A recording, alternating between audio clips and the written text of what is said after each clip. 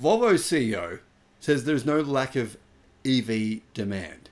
In fact, he pointed out that 42% of all luxury cars sold in America last month were fully electric. 42%.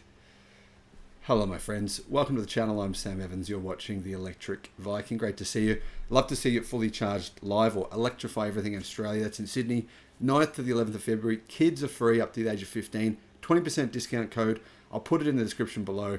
If you're coming from any state, love to meet you. If you're coming from any country, love to meet you as well. Volvo's CEO is all in on EVs. In fact, Volvo are completely all in on EVs. They say they'll be EV only by 2026. First legacy automaker to be electric only. Now, Volvo are doing some pretty cool stuff. They've been kind of designing the new Zeekr cars. They've also got, if you think about it, there's three brands here that are affiliated with Volvo. There's, of course, the parent company of Geely. Then underneath Geely, you have Volvo, Polestar, and Zeekr. They're three car brands. They all have the perception of being European. A lot of production happens in China, but of course, it's about perception here. So consumer perception of Volvo products, Polestar products, and Zeekr, I think as well, is that they are a premium product. They are primarily made in China, but still people think they're a premium product, and I think that they're probably right. Demand for Volvo EVs has grown. Now, Volvo sales haven't grown all that much this year. That's simply though because they haven't been able to produce enough vehicles.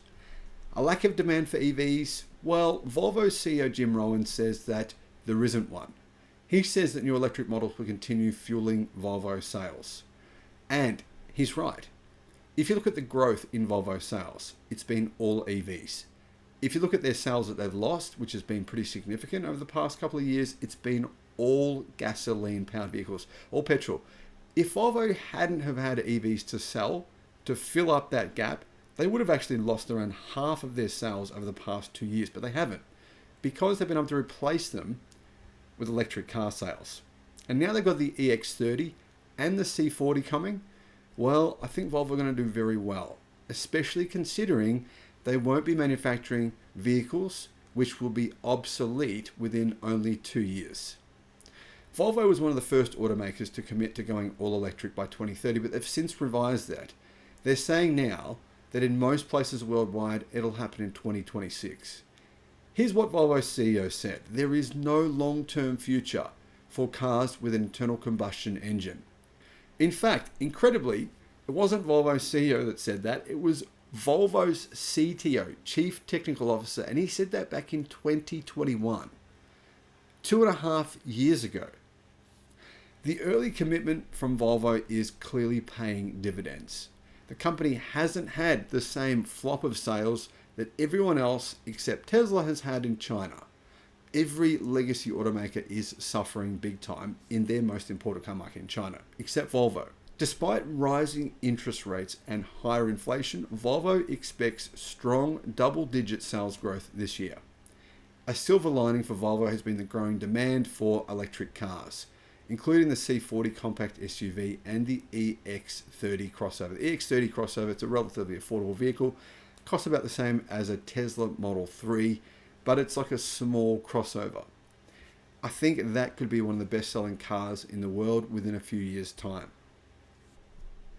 The CEO of Volvo said he expects the new EX30 to provide reasonably decent volumes for Volvo next year. Volvo's leader then said that with a full year of Volvo EX30 sales, the brand should see significant growth in 2024. The EX30 it's not exactly cheap, it's not exactly the best priced vehicle you can buy, but it just hits that kind of sweet spot. The perception of quality, I think it is good quality, and also the price is in the right area. It's not too expensive, it's not too cheap, it's pretty well made from what I can tell. Now, I haven't actually seen any reviews yet, but considering Volvo's past efforts in EVs, and of course their current production quality, I think that's very likely. It's going to start at $35,000 in America. That means it'll be one of the most affordable electric cars. It'll sell very well in the United States, and it will be manufactured within the next 1 to 2 years in America as well, meaning it will qualify likely for EV incentives in America. It starts from $60,000 Australian dollars in Australia, which is around about 40,000 US dollars. The automaker is launching its flagship EX90. It's a 7-seat electric SUV. It will have 300 miles of range. It'll start at just under 77,000 US dollars, and probably approximately 100,000 Australian, maybe 110,000 Australian dollars. So yeah, that'll be another good car.